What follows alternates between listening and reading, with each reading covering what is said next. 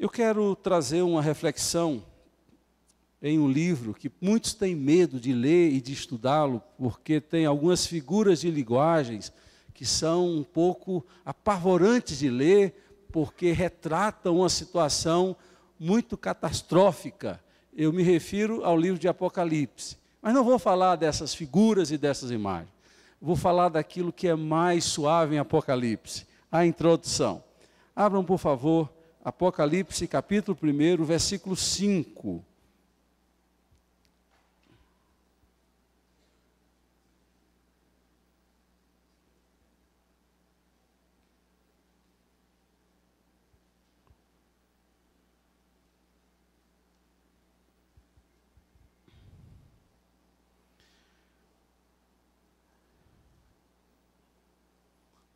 Todos acharam?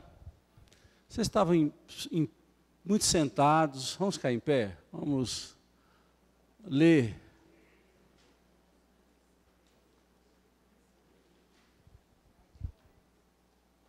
O texto diz: e de Jesus, que é a testemunha fiel, o primogênito dentre os mortos e o soberano dos reis da terra.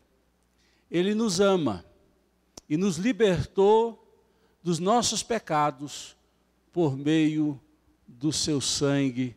Aleluia! Glória a Deus. Pode sentar, querido.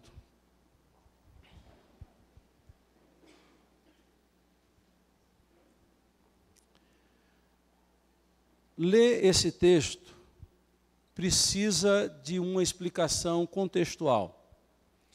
Nós estamos falando de uma carta que é escrita a 7 igrejas. O número 7 aparece em Apocalipse 54 vezes. Há uma incidência muito grande do surgimento do número 7 em Apocalipse. E é um número simbólico, não é um número com sentido literal. Deus não queria apenas falar a 7 igrejas. O número 7 significa perfeição, totalidade. Portanto, quando Jesus escreve a carta às igrejas da Ásia Menor, que são as 7 igrejas da Ásia Menor, ele está falando a todas as igrejas, em todos os tempos e em todas as eras. O conteúdo das 7 igrejas, as 7 cartas, tem de alguma forma que atingir a todas as igrejas, em todos os momentos da história e hoje também. E depois de fazer a apresentação de quem ele era, e aqui mais uma vez nós encontramos Jesus falando que ele é a testemunha fiel, o primogênito dentre os mortos, o soberano dos reis da terra. São 3 qualidades que a Bíblia fala a respeito de Jesus, que ele se apresenta nessa introdução no livro de Apocalipse, às igrejas que receberiam essas cartas. Mas eu não quero hoje, porque não teríamos tempo de aprofundar tanto, falar muito sobre o que Jesus é, mas falar muito sobre o que Jesus fez. Porque a segunda parte desse texto apresenta o que ele fez. Ele nos ama e nos libertou dos nossos pecados por meio do seu sangue. Bota o versículo 6, Arthur, por favor. Bote o versículo 6. É importante completar com o versículo 6.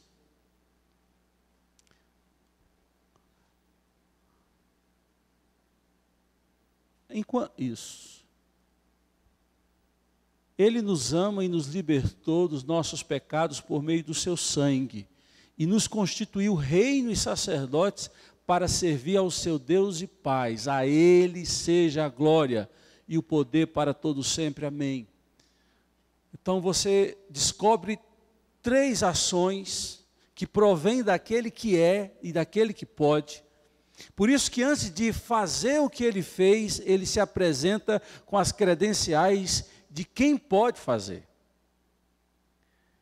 E quando ele faz uma obra perfeita, uma obra de amor, uma obra de libertação e uma obra de constituição de identidade. Ou nos dá um novo posto, uma nova condição. Isso é maravilhoso. E eu quero convidar você a olhar comigo para essas 3 ações de Jesus sobre nossas vidas tão importantes. Provavelmente, algumas coisas que eu vou falar aqui você já sabe. Mas é justamente aí que está o perigo, quando a gente sabe das coisas e não revisita o que a gente sabe. Não faz com que o que a gente sabe venha de novo, efervescer o nosso coração, dinamizar o nosso coração, acender a chama que está quase apagando ou, quiçá, apagada já. Olhar para a forma que Jesus se apresenta e ouvir o que Ele diz que fez em nós, é algo que precisa, a todo instante, ter um espaço especial no nosso coração. E Ele diz que nos ama. O tempo verbal é presente. Enquanto que nos libertou é passado. A ideia desses 2 verbos, que nos ama e Ele nos libertou, um no presente e um no passado, tem um significado importantíssimo para nossas vidas. Enquanto que a libertação que Ele fez na cruz do Calvário, nos livrando da morte, do poder do pecado, foi algo realizado de forma tão perfeita, que Ele não precisa fazer reparos. É uma obra incontestável. Não precisa de modo algum ser repetida a cada domingo. O sacrifício foi único e foi perfeito. E Ele o fez na cruz, pagando por nós o preço que era exigido. A morte de um inocente, por amor, foi dada por nós. Mas por que o amor está no tempo presente? Porque o amor é uma ação do dia a dia. O amor não é uma ação para ser feita no tempo, no passado e ficar lá. Nós precisamos a todo instante aprender que temos que nos amar, amar a Deus sobretudo, amar nós mesmos e amar ao próximo. Todos os dias somos desafiados a amar, porque amar não é fácil. Amar não é um sentimento espontâneo. Passa a ser um sentimento mais frequente na nossa vida quando o Espírito Santo tem espaço em nosso viver. Por isso que começa, o primeiro gomo do fruto do Espírito é amor. Encabeça, abre. É preciso que o Espírito Santo tenha lugar para que esta característica, esta marca, seja visível e presente na nossa vida, no nosso coração e nas nossas ações, sobretudo. Em Romanos 4, Paulo vai dizer, o amor de Deus é derramado em nossos corações pelo Espírito Santo. Está lá escrito. Então, quanto mais Espírito Santo na nossa vida, mais amor. E um professor meu, lá no seminário de Recife, dizia assim, queridos, o amor de Deus não é pingado. O amor de Deus é derramado em nossos corações. Portanto, quem não ama, não pode dizer que está cheio do Espírito Santo. Quem não exerce perdão, quem não releva, quem sempre tem um coice, uma peixeirada para dar, não está cheio do Espírito Santo. Porque essa é a marca principal, o amor em nós. E não é simples e não é fácil exercitar o amor diariamente. A gente precisa controlar o instinto natural do pecado que habita em nós e tenta, de alguma forma, sufocar esse gesto tão nobre, tão importante, tão necessário, o gesto de amar. Porque é amando que você se relaciona, é amando que você faz a obra, é amando que você estende a mão. Sem amor, diz o apóstolo Paulo na primeira carta aos Coríntios, capítulo 3, nada me vale. Qualquer ação sem a motivação certa do amor, corre o risco de ser uma ação artificial, que não tem uma base, uma sustentação, que de fato dá sentido em fazer todo e qualquer gesto. E aqui está escrito que Ele nos ama. Ele não nos amou no passado e deixou de amar. Está no presente para que Ele possa ter em nós, causar em nós uma certeza que Ele nos ama quando o sol se põe, o sol nasce, até o outro dia, quando ele nasce de novo. O amor de Deus não obedece estágios do dia. É um amor que não tem fim. É um amor que permeia a nossa existência. E é por isso, queridos, que em Lamentações de Jeremias, quando fala-se da misericórdia de Deus, diz que elas não têm fim, elas se renovam a cada manhã. Quem move a misericórdia de Deus é o amor, porque se ele fosse movido pela justiça unicamente, nós estaríamos completamente fulminados. Mas o amor de Deus faz com que ele seja misericordioso, faz com que ele possa trazer a sua bondade generosa sobre nossas vidas. Então ele ama todo instante, toda hora, todo minuto, ele ama você. Essa é uma notícia tão boa que às vezes a gente não acredita. Muitas pessoas têm dificuldade de lidar com esta afirmação, porque elas desconfiam do amor de Deus. Ora, nós concluímos na nossa lógica humana, eu não amaria alguém que faz o que eu faço. E por concluir dessa forma, nós aplicamos a Deus, então Deus não me ama. Logo, aquelas conclusões imbecis que muitas vezes nós fazemos, logo Deus não me ama. A Bíblia está dizendo que Deus ama. E Ele ama de tal maneira que ninguém consegue entender como alguém é capaz de amar do jeito que Ele ama. João não acha palavras para trazer, quantificar, dimensionar o tamanho do amor de Deus, então ele usa a expressão vazia, limitada. Ele ama de tal maneira, é uma criança tentando dizer o tamanho do universo. Então ele não tem palavras, ele apenas tenta comunicar. E graças a Deus que mesmo a tentativa dele já nos fala muito. Porque Deus amou o mundo de tal maneira que deu o seu Filho unigênito. Eu quero convidar você a mergulhar nas águas profundas do amor de Deus. Eu quero convidar você a refletir um pouco sobre a necessidade de você receber esse amor de Deus e se sentir amado por esse Deus e não ficar reticente, com medo de ser amado por Deus.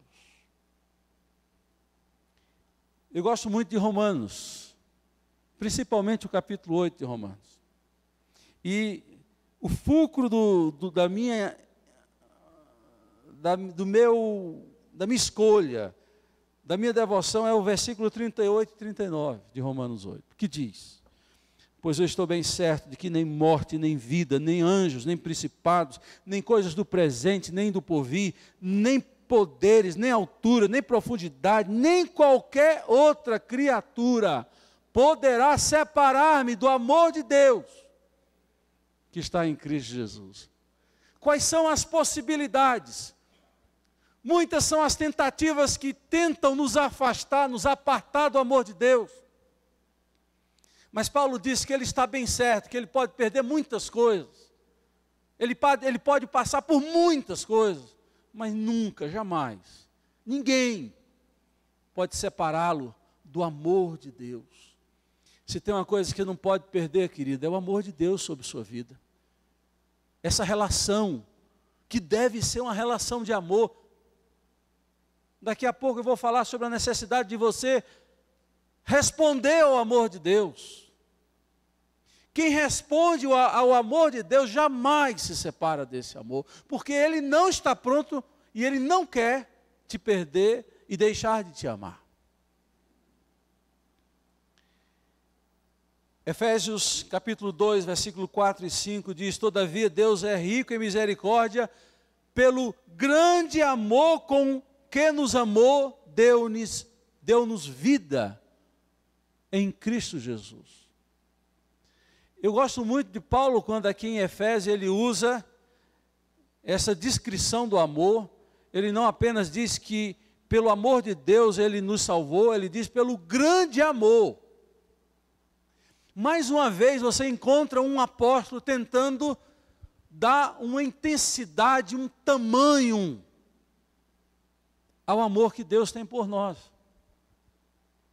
E ele vai dizer, de uma forma muito sábia, Deus é rico em misericórdia, pelo grande amor com que nos amou, deu-nos vida com Cristo, quando ainda estávamos mortos em transgressões. E a grandeza desse amor é que ele não pede, no estágio inicial, nada em troca. Ele ama-nos do jeito que somos e como estamos. Isso é assombroso. Porque aqui Paulo está dizendo que ele nos amou quando estávamos mortos em nossos delitos e nos nossos pecados. O que é que eu tinha para oferecer? O que é que eu era para que ele me amasse? Um teólogo, ele fez uma afirmação que para mim é suficiente para responder isso. Deus não nos amou porque eu valia alguma coisa. Eu valho alguma coisa porque Deus me amou. O valor que eu tenho foi conferido por Ele a mim, porque valor em mim eu não tinha. Os meus atos eram trapos de imundícia, eu era morto em meus delitos e pecados. O que é que eu tinha em mim? Que atraiu o amor de Deus. Só o amor gerou uma ação e nos valorou, ao ponto de hoje temos algum valor, porque Ele nos conferiu valor. E tem muita gente se apequinando, enquanto que Deus nos valoriza tanto, nos ama tanto e pagou um preço tão alto por nós. Paulo, em Romanos capítulo 5, versículo 8, faz uma outra afirmação que complementa tudo que eu estou dizendo. Ele vai dizer, mas Deus demonstra o seu amor por nós, quando Cristo morreu em nosso favor, quando ainda éramos pecadores. Para que ninguém possa dizer, não, Deus sabia que eu cantava bonito, então a igreja não poderia existir sem a minha voz. Ah, Deus sabia que eu seria um bom tecladista, pianista, por isso que Ele me escolheu. Não havia e não há nenhum motivo elegível para que Deus, por esses motivos, fosse obrigado a nos escolher. Ele nos escolheu por amor e graça, e grande misericórdia, grande amor. Por isso que nós estamos hoje aqui na sua presença, para agradecer o seu gesto tão nobre de ter nos amado primeiro. E esse negócio de ter amado primeiro, está aqui em 1 João 4,19. Ele nos ama quando nós ainda éramos pecador e nos amou primeiro. Amou sem ser amado.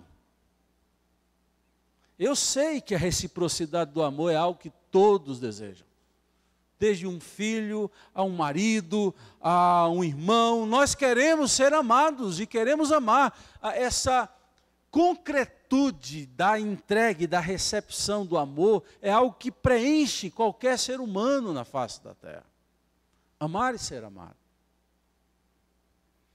Mas Deus não tem problema de amar sem ser amado. Ele vai semeando. E Ele sabe que o dia que você descobrir que você foi amado, você vai responder com amor a Ele. Porque o amor para Deus é a semente de toda a ação. Pedro, João capítulo 21, está à beira-mar com Jesus depois de ter traído a Ele. E Jesus o confronta e pergunta por 3 vezes, perguntas incisivas, constrangedoras, mas que estavam curando o coração de Pedro. Pedro, tu me amas? E ele responde que ama. E depois ele diz, então apacenta o meu rebanho. Jesus não exige provas de fidelidade eternas. Jesus não exige de Pedro e em Pedro uma perfeição. Jesus exige amor, espera que ele o ame. E a promessa de que Pedro o amava trazia as credenciais devidas para que Pedro continuasse na obra do Senhor. Ele nos ama, diz a palavra, e nos ama de uma forma tão profunda, queridos, que isso aqui deveria não nos fazer parar, pelo contrário, nos fazer andar, e andar com fé, com amor, com ousadia. Mas tem muita gente doente porque não consegue retribuir a Deus o amor que Deus lhe deu. Ora, você nunca vai conseguir. Na mesma proporção, na mesma medida, nunca.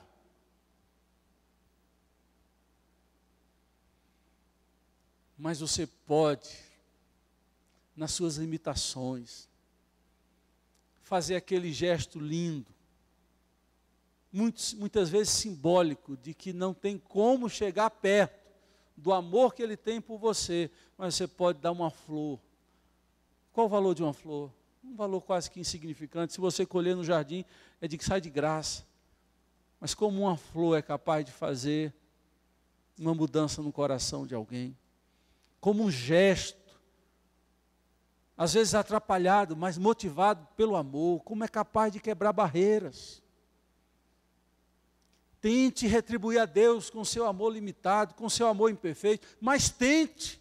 Não viva se culpando ad eterno, porque você nunca consegue amar. Você levanta e cai, levanta, levante e ame. E se vier a cair, levante de novo e continue amando.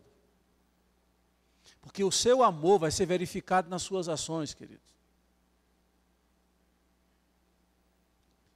Naquilo que você faz. Nós precisamos amar a Deus porque Ele nos ama, e amor primeiro, e Ele espera que respondamos o seu amor. O amor de Deus sempre trouxe admiração a quem conhece a Bíblia. João vai dizer de uma forma tão profunda: vejam como é grande o amor que o Pai nos concedeu, ao ponto de sermos chamados filhos de Deus. Vocês lembram quando o apóstolo Paulo disse que o amor de Deus nos constrange? De fato, o amor de Deus tem que nos constranger, mas o amor de Deus, mesmo que nos constranja, deve nos levar à ação de amor, mesmo que pálido, mesmo que deficiente, mesmo que limitado. Ame. E esse constrangimento vem porque a gente olha assim: Senhor, não vejo nada em mim que justifique o teu amor. Senhor, diante do que eu faço, às vezes, os meus erros, as minhas imperfeições, o Senhor não devia me amar. E a gente vai se constrangendo com tanto amor dispensado, dado a todo instante. Isso é muito bom. Se Deus não nos cansa de amar, não se canse de amar a Deus. Agora faça alguma coisa para demonstrar o seu amor a Deus. Tinha um programa na televisão que tinha um quadro, que nesse quadro o título era Loucuras de Amor. E alguém apaixonado fazia uma loucura, ia na frente do trabalho, pegava um violão, começava a cantar, demonstrando amor à sua querida e vice-versa. O que você tem feito para demonstrar o seu amor a Deus? Qual o sacrifício que demonstra o seu amor a Deus? E isso é importante dizer. Hoje a gente vive num tempo e num mundo em que as pessoas querem curtir a vida.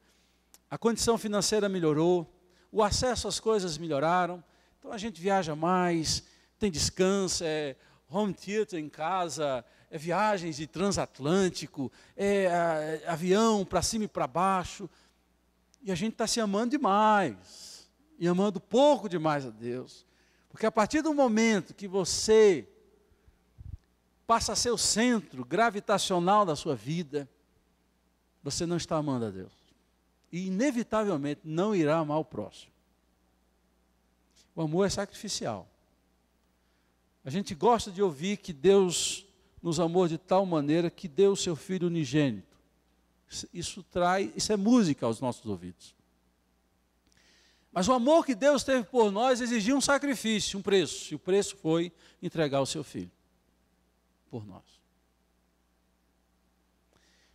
Quem ama se doa, quem ama não mede esforços, quem ama não tem desculpas, quem ama se prontifica, quem ama não fica esperando o outro fazer.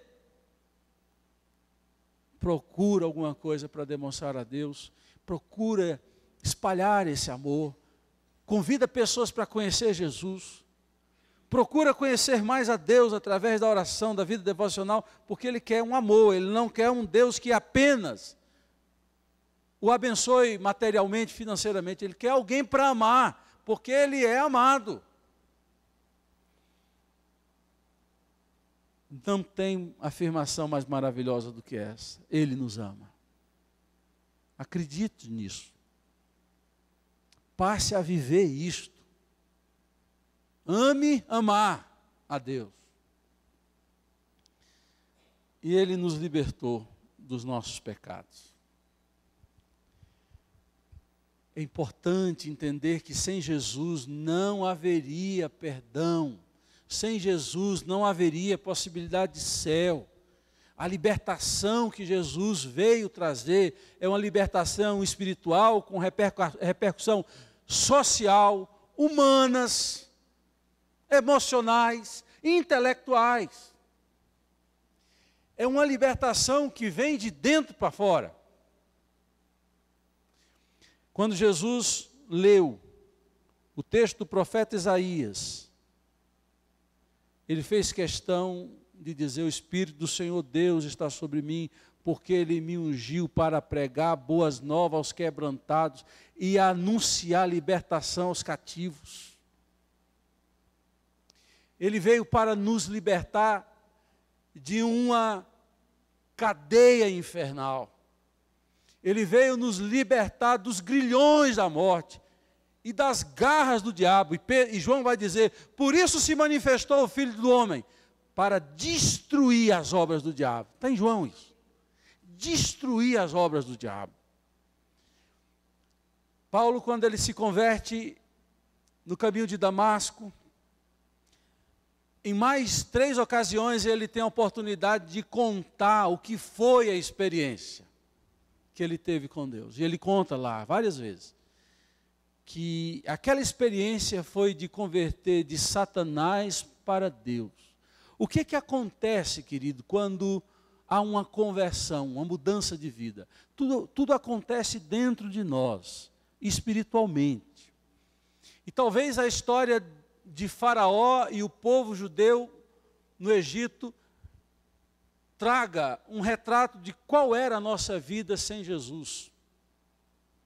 Nós estávamos como escravos no Egito, na casa da servidão. A Bíblia apresenta o Egito como a casa da servidão. Nós queríamos sair do Egito, viver uma vida plena, mas Faraó não deixava. Até que Deus um dia resolveu libertar o seu povo que estava no Egito. E como é que Ele faz para libertar o povo do Egito? Ele levanta um libertador. E o libertador chamava-se Moisés. Mas Moisés não podia fazer a obra completa. Então, providenciou-se um cordeiro pascal, que em cada casa precisava ser imolado. O sangue desse cordeiro era colocado nos umbrais da porta. O anjo da morte, na sua fúria, para ceifar vidas, quando se aproximava das casas para ceifar a vida dos primogênitos, via a marca do sangue e não podia entrar. Esta foi a experiência do povo do Egito, que foi libertado sob a liderança de Moisés e por conta de um cordeiro imolado. Aconteceu a mesma coisa conosco. O homem, quando ele pecou com os nossos representantes, Adão e Eva, o homem, de alguma forma, se vendeu ao inimigo.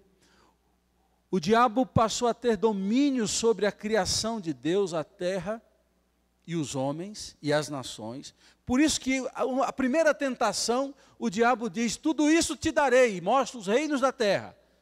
Se prostrado me adorares. Jesus disse: eu vou conquistar tudo isso aqui, não dessa forma.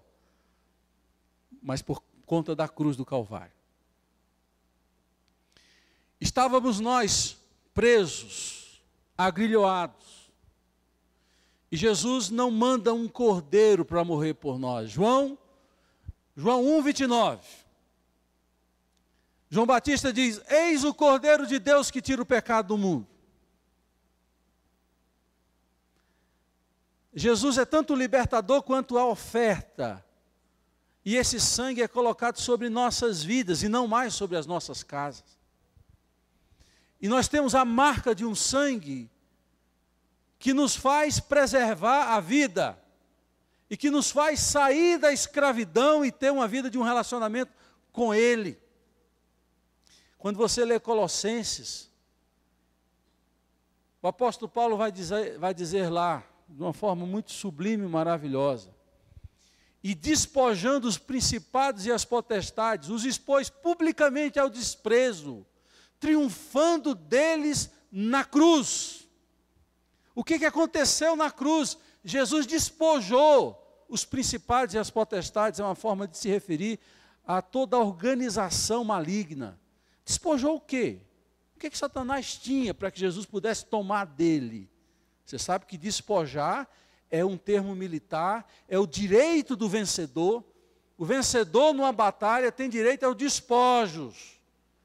Então, depois de uma batalha, o que está numa cidade, o que está dentro de uma casa dos vencidos, os vencedores entram e têm o direito de tomar. O que Satanás tinha? As nossas vidas. E o que Jesus despojou? De que Jesus despojou os principados e as potestades? De nossas vidas. Ele não tem direito de te reivindicar mais.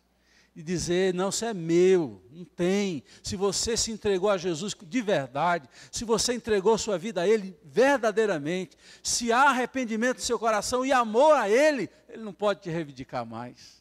Nenhuma acusação há contra os eleitos de Deus. Diz o apóstolo Paulo, é Deus quem os justifica, quem os condenará? É Cristo Jesus que morreu por eles, ou antes ressuscitou. Meus queridos, nenhuma condenação há, não há nada pendente.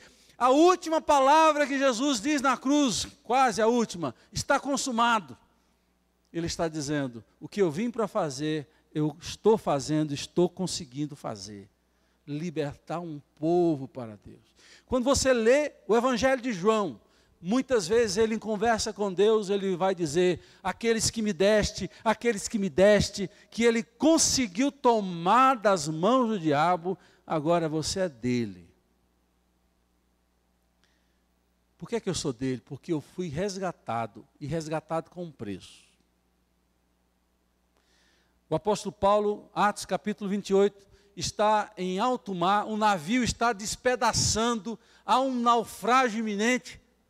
E ele, na manhã, aparece no meio daquela multidão desesperada e diz, senhores, não tenham medo, porque nenhum que está aqui neste navio terá a sua vida ceifada. Aí ele acrescenta, porque o Deus de quem eu sou e a quem sirvo, me apareceu nessa noite e disse que ninguém se perderia. Eu gosto muito dessa apresentação. O Deus de quem eu sou e a quem eu sirvo. Você tem essa compreensão de que você pertence a Ele? E que você tem o dever de servi-lo, mas por amor e não por obrigação? Você tem essa percepção? Paulo se levanta e diz, o Deus de quem eu sou e a quem eu sirvo. Ah, se isso entrasse na nossa cabeça dura. Ah, se isso movesse a nossa vida. O Deus de quem eu sou e a quem eu sirvo. Você é dele porque ele foi lá e te tomou das garras do diabo. Na cruz do Calvário ele despojou os principados e as potestades, os expôs publicamente ao desprezo, triunfando deles na cruz. Conhecereis a verdade, e a verdade vos libertará. Os mineiros dizem o quê? Libertas que serás? Como é? Como é, mineirado presente? Libertas que serás? Não, eu sou um pernambucano que conheço o que está escrito na bandeira de Minas. A liberdade. E o que é a liberdade? Eu sei que eu estou me demorando, mas tenham paciência comigo, eu chego lá no final. O que é a liberdade? A filosofia não entendeu o que é liberdade. Os hedonistas não entenderam o que é liberdade. Quem vai para a balada não entendeu o que é liberdade. E eu insisto, o que é liberdade? Liberdade é a condição de tomar uma decisão em prol daquilo que nos faz bem. E o que é que nos faz bem? Aquilo que Deus diz que nos faz bem. E não o que a gente acha que nos faz bem. Mas o que Deus diz que vai fazer bem para nós. Por isso que os seus mandamentos não nos são penosos. É o que Deus diz que faz bem, que faz bem. E quando você tem a liberdade de tomar a decisão, de dizer, eu vou seguir o que Deus está dizendo, você é uma pessoa livre. Eu conto essa história, já contei várias vezes, mas eu acho que cabe. Um amigo meu, certa vez, ele trabalhava num banco, e ele se converteu e resolveu ser pastor. E ele tinha uma vida não tão enquadrada nos requisitos éticos e morais. E ele fumava. E na luta contra o cigarro e outras tentações na sua conversão, um colega de trabalho acendeu um cigarro perto dele e disse, está vendo esse cigarro? Eu posso. Você agora é crente, você não pode. Fumou, tragou e baforou na cara dele. Aí ele olhou para aquele sujeito e disse, me dê seu cigarro. Aí ele ficou feliz, opa, o crente vai deixar de ser crente hoje. Aí o crente pegou o cigarro e disse para ele, está vendo esse cigarro? Eu posso fumar, mas eu não quero e não vou fumar. Você não pode deixar de fumar, então você não é livre. A verdadeira liberdade é quando a gente toma decisões que nos libertam. Aquilo que nos aprisiona e parece ser liberdade, parece que você está fazendo porque quer, mas você não consegue abandonar aquilo que você acha que é liberdade, é porque isso não é liberdade. Jesus nos dá o caminho da liberdade, de fazer sua vontade, de fazer o que nos vai fazer bem. E o que nos faz bem, e optamos pelo que nos faz bem, é o caminho da liberdade. Ele nos ama. Ele nos libertou dos nossos pecados. E nos constituiu reino e sacerdotes, que é justamente o versículo do número 6. Reino e sacerdote.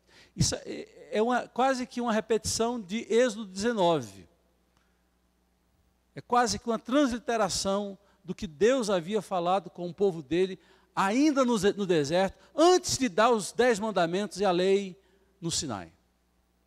E vocês serão um povo, e também em Isaías 60, Deus faz essa mesma promessa, vocês serão um povo de sacerdotes.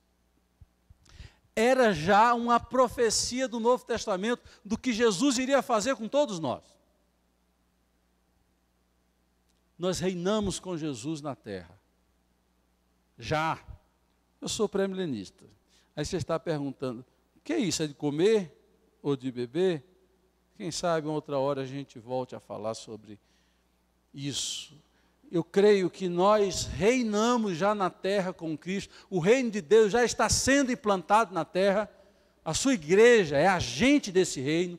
Toda vez que uma igreja é plantada em um local onde não há pregação do evangelho, o reino de Deus está sendo plantado e Satanás está sendo derrotado à medida que o evangelho se expande. Nós estamos reinando com Cristo. Paulo diz em Romanos 5,17, porque se pela ofensa de um só a morte reinou, por esse, muito mais, os que recebem a abundância da graça e o dom da justiça reinarão em vida, por meio de Jesus Cristo. Então nós já temos esse acesso ao Rei, ao Senhor dos Senhores. E quando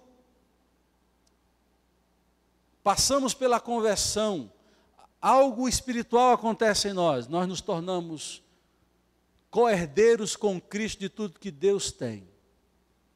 E se Ele é o rei, nós também fazemos parte dessa dinastia, somos reis e somos sacerdotes. Eu quero gastar mais tempo aí, sacerdotes. Os irmãos sabem, e eu só quero refrescar a lembrança dos queridos, que das 12 tribos de Israel, uma era uma tribo sacerdotal. Essa tribo sacerdotal não tinha direito a terras. Ela vivia dos dízimos e das ofertas. Então, os levitas, os filhos de Levi, eles são tanto sacerdote como levitas.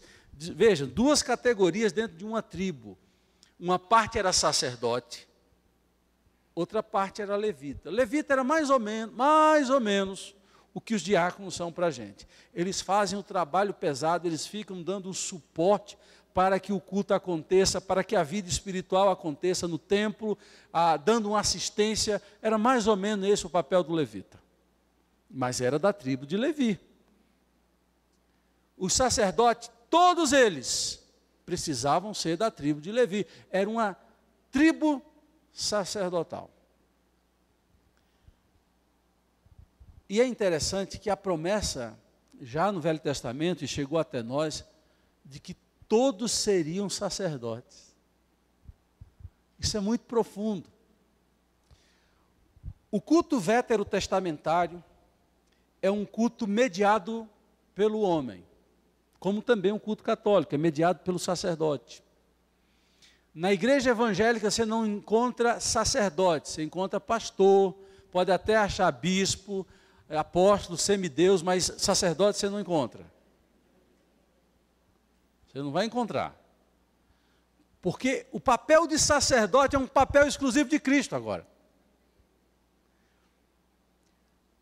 Paulo, escrevendo a Timóteo, ele vai dizer que Jesus Cristo é o mediador entre Deus e os homens. O único mediador. A ênfase está no único mediador. Ele assume essa postura de mediar entre Deus e os homens. Não mais um homem comum, nem da tribo de Levi, pode mais fazer esse papel. Esse papel é feito por Jesus. E ele partilha esse papel conosco, é interessante isso. Hoje, eu sou chamado por Deus a ser sacerdote. E eu assumo essa posição de sacerdote fazendo o quê? Fazendo adoração a Deus sem intermediários humanos, mas em nome de Jesus. Eu posso apresentar minha oração a Deus sem um intermediário humano, mas pelo nome de Jesus, pela mediação de Jesus. Os meus pecados eu não preciso mais contar a ninguém. Posso contar para alguém me ajudar, mas não para que alguém venha me absolver, porque quem me absolve dos meus pecados é Deus, e eu tenho acesso a Ele para dizer quais são os meus pecados, e a certeza de que, se faço uma confissão verdadeira, Ele me perdoará dos meus pecados. João 1,9 vai dizer, se confessarmos os nossos pecados, Ele é fiel e justo para perdoar os pecados e nos purificar de toda injustiça. Há uma bênção que em Jesus nós conquistamos, de sermos parte desse grupo reino e sacerdotes. Mas não é para enfeitar a vida, a igreja. Nós não somos sacerdotes para enfeitar a igreja. Nós somos sacerdotes para o quê? Servir a Deus. Há sempre uma ação que se requer de nós, queridos. Me preocupa crente que só recebe, que não tem nada para dar. Me preocupa. Não bate. Voltando ao assunto. Os reformadores, os protestantes do século XVI, eles entendendo isso, criaram uma doutrina, ao interpretar a Bíblia, Novo Testamento, eles cunharam uma afirmação muito importante. E essa afirmação é sacerdócio universal do crente. Nós, protestantes, evangélicos, nós dizemos com toda lucidez e coragem que nós somos sacerdotes e, como sacerdote, devemos fazer sacrifícios de amor a Deus, fazer serviços que abençoam pessoas, oferecer o nosso louvor, oferecer a Deus a nossa confissão de fé, na certeza de que Ele nos perdoe. Glória a Deus por isso. E eu estou aqui para dizer para você, você é um sacerdote, você é uma sacerdotisa, vamos usar essa palavra para aplicar ao grande número de mulheres que há entre nós.